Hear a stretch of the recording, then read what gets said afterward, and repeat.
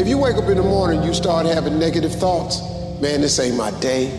I woke up on the wrong side of the bed. I'm tripping, I just don't feel myself. In the middle of the day, if you feel yourself doing that, stop, just stop for a second and start going over in your mind everything you have to be grateful for. Not everything you want, everything you already have, because what you have is substantial. Life is not easy. It is not. Don't try to make it that way. Life's not fair. It never was. It isn't now, and it won't ever be. Do not fall into the trap, the entitlement trap, of feeling like you're a victim. You are not. Get over it. Get on it. And yes, most things are more rewarding when you break a sweat to get them. You should never have to question something that's real. All right, you go through it to grow from it. You go through it to learn from it. You don't go through it just to go back to it. That's like putting your hand on a hot stove that you know is hot and expecting it not to burn. Wake up. Stop teaching yourself the same lessons that you should have learned from. You will never move forward with your life, living your life through the rearview mirror. And we've all had experiences where we were working on something and we knew it was possible. And we did those things that were necessary to bring it into reality. We took the responsibility to make it happen. Other people couldn't see it. A lot of people didn't believe it. You were attacked. You were criticized. People were opposing you, but you kept on doing it. It was hard. It was rough. It was difficult. But to you, it was worth it. And eventually you got to a level you know, can nothing stop me now. I don't care where you come from. I don't care where you were raised. 1 is always going to equal 2. 10 years of motherfucking work when everybody else is partying, making excuses, doing the cool thing on the weekend is going to pay off. You can do this. Small minds discuss other people. Gossip. Good minds discuss events. Great minds discuss ideas.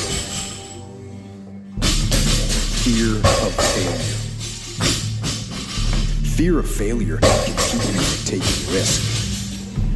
It can leave you sitting there paralyzed into not taking action. That is obviously bad. I don't want you to overcome fear of failure. I want you to be afraid of failure. Fear of failure is good. Fear of failure will keep you up at night planning, rehearsing, going over contingencies. Fear of failure will keep you training hard. Fear of failure will stop you from cutting corners. Fear of failure will keep you working, thinking, striving, and relentlessly trying to be more prepared for battle. Your mind has to be stronger than your feelings. Think about every poor decision you've made in your life.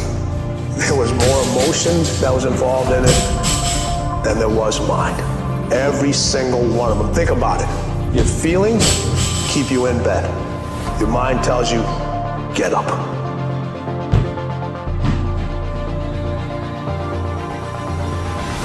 Practice and practice and practice. Practice makes what? Practice makes improvement.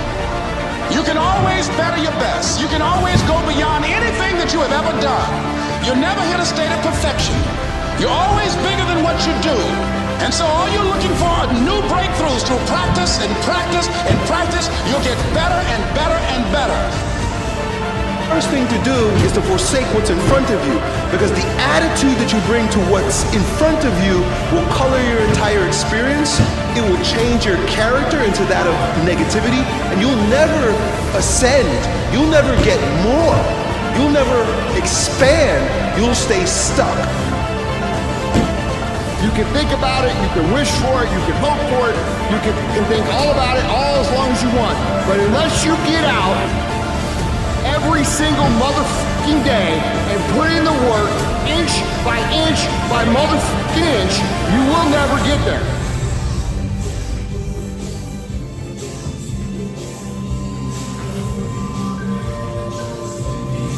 Empty your mind. Be formless, shapeless, like water. Now you put water into a cup, it becomes the cup. You put water into a bottle, it becomes the bottle. You put it in a teapot, it becomes the teapot. Now water can flow or it can crash. Be water, my friend.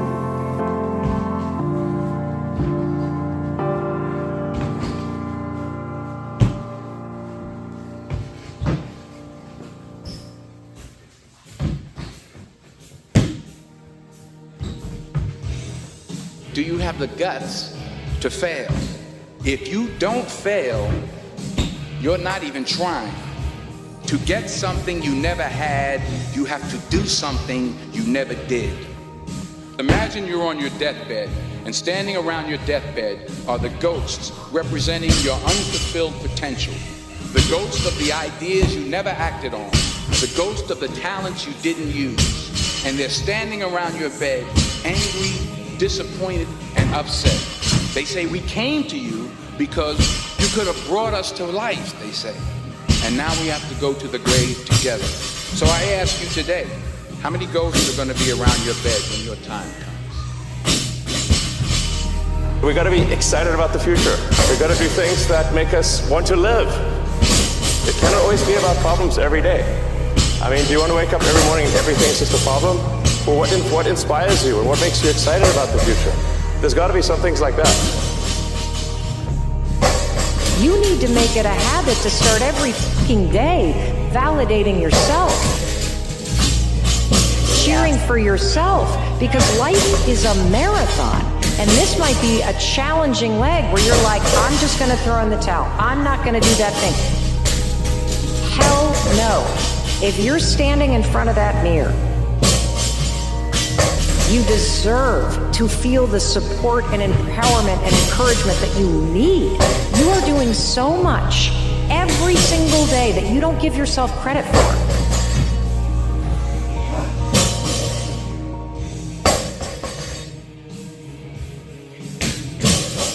I don't care how good you are in anything, you don't have discipline, you ain't nobody. You're nothing without discipline. Because you give up on the slightest struggle without discipline. Discipline is doing what you hate to do, but do it like you love it.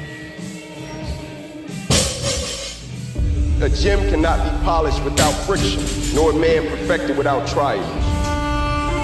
A plan is better than no plan. That's a really useful thing to know, especially if you're kind of drifting. It's like, well, I'm going to find myself. It's like, no, just pick something and move towards it. And as you move towards it, you're going to succeed and fail specifically. And then you're going to learn something about success specifically, and you're going to learn something about failure specifically. And then you can learn what you use to fix your plan. And have your successes and failures along the way, and learn from them. And then you can rejig the goal. You can move the target. We got people out there who've been done wrong. Just can't get over it. Can't get over not getting that school you want to get into. Past failures. Disappointments.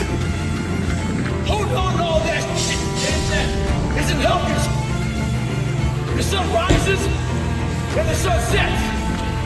And you're in the same damn spot. Stay home. What do you do when 1,000 other people want exactly what you want? What if you're not the only one that wants what you want? What if there are thousands of other people who want what you want? You have to outwork them. You gotta outgrind them. You gotta get up earlier. You gotta stay up later. You gotta execute, and you gotta go from 70 to 120. Stay focused, don't listen to nobody. What's on your mind, just do it. Cause what's destined for you, you gonna get it. So I say, as you look into the future, while the people are giving up, feeling like victims, feeling powerless, becoming negative, turning on each other rather than to each other, feeling that they can't make it, be ye not conformed to this world, but be ye transformed by the renewing of your mind with the mindset of that it's possible.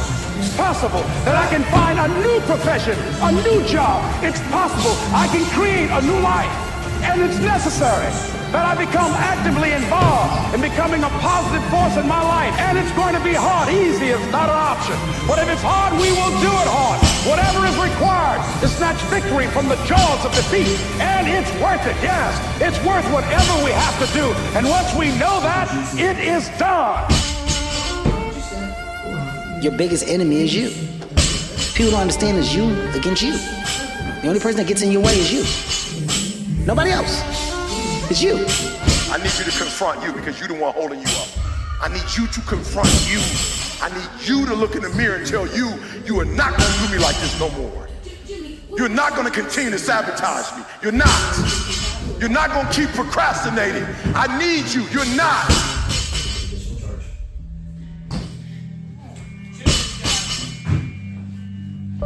I am one decision away from a totally different marriage, a totally different life, a totally different job, a totally different income.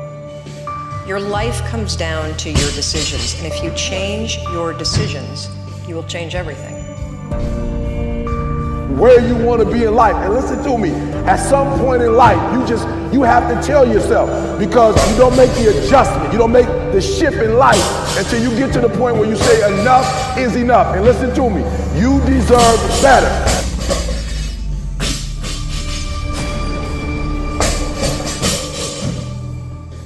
Here's what you should know about winning before you chase it. Winning's not loyal to you. It doesn't care about you. Winning doesn't care how sore you are. Winning doesn't care how much sleep you get. Winning doesn't care how hard you work at times. Winning requires all of you and then more, and it promises you nothing. It's a mastermind of creating fear and doubt in your mind. It causes setback after setback. So the question is about winning. Are you willing to sprint when the distance is unknown? And why chase this thing called winning? Because the only thing that's guaranteed in life, if you don't chase it, is losing.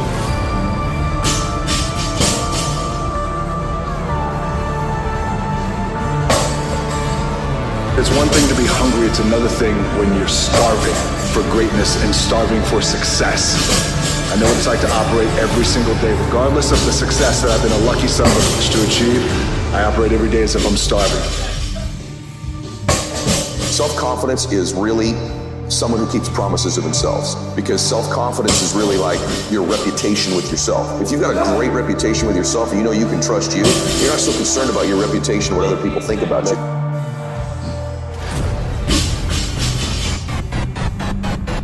But more important, I want you to be horrified, terrified of sitting on the sidelines and doing nothing. That is what I want you to be afraid of.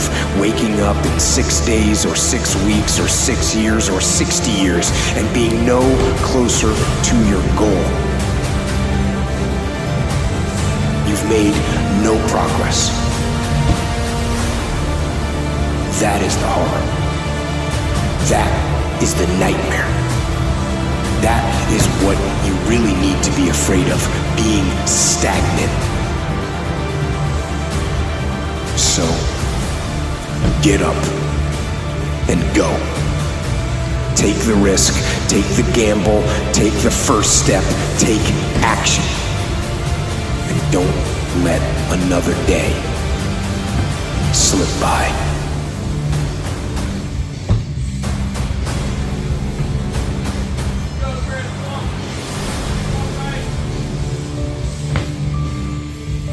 No. You want to take responsibility for your life. I got me here, I can get me out of this. And I'm getting out. I'm not going to be a volunteer victim.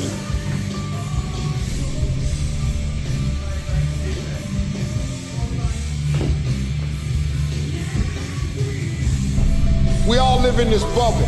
What you gotta do to get the life that God wants you to have, you gotta put more air in your bubble.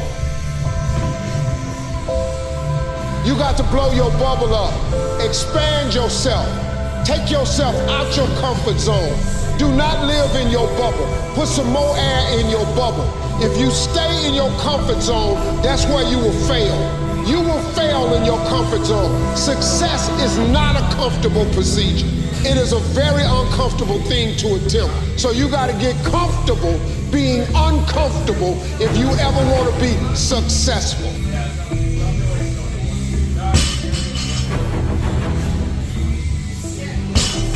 And what that shows is that if you turn around and you confront the suffering voluntarily, you find out that you are way tougher than you think. It's not that life is better than you think.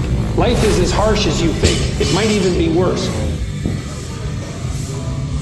But you are way tougher than you think if you turn around and confront it.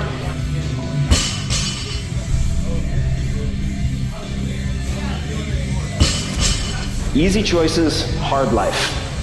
Hard choices, easy life. The hard choices, what we most fear doing, asking, saying, these are very often exactly what we most need to do. You see people who do big things and you automatically say, that guy's so lucky, she's so lucky. You don't know that. You're assuming that. Going to work every day for 20 years and grinding your ass off and then becoming a multi-millionaire, that's not luck. That's action and reaction. Quit using the word luck, quit believing in luck, and start believing in work. Start believing in results that come from your actions. Stop telling your visions to other people, because they're not going to see it. Why you think you keep imagining opening a business? Why you keep imagining graduating, getting a better job? Why do you keep imagining buying a house? Why do you keep imagining getting rich one day? Why do you keep imagining that? Because God is talking to you. He's showing you something that He has for you.